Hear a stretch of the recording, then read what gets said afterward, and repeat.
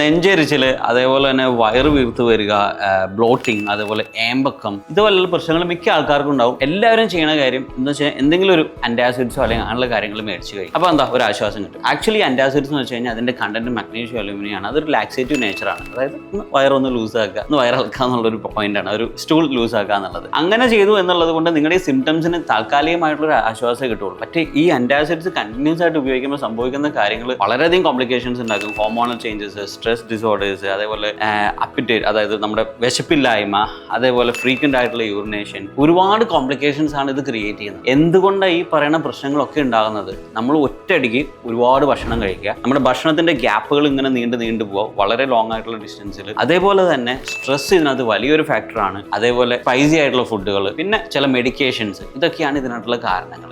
കറക്റ്റായിട്ട് സമയത്ത് ഒരു പ്രോപ്പർ രീതിയിൽ ഈ പറയുന്ന കാരണങ്ങളെ, അതായത് ഈ പറയുന്ന stress, spicy food, long gap, അതേപോലെ ഹെവി ഫുഡ്, ഇതൊക്കെ ഒന്ന് കൺട്രോൾ ചെയ്ത് കഴിഞ്ഞാൽ നിങ്ങൾ ഈ പ്രശ്നങ്ങൾ മാറ്റും. അല്ലാതെ ഒരിക്കലും അന്റാസിഡ്സിനെ അല്ലെങ്കിൽ അതേപോലെയുള്ള സപ്ലിമെൻറ്റ്സിന് അല്ലെങ്കിൽ അതേപോലെയുള്ള സൊല്യൂഷൻസിന് വേണ്ടി കൊണ്ട് നമ്മൾ ഡിപ്പെൻഡ് ചെയ്യല്ല വേണ്ടത്. പരിഹാരം എന്നുള്ളത് അതിൻ്റെ കോസിനെ, കാരണത്തെ മാറ്റുക എന്നുള്ളതാണ്.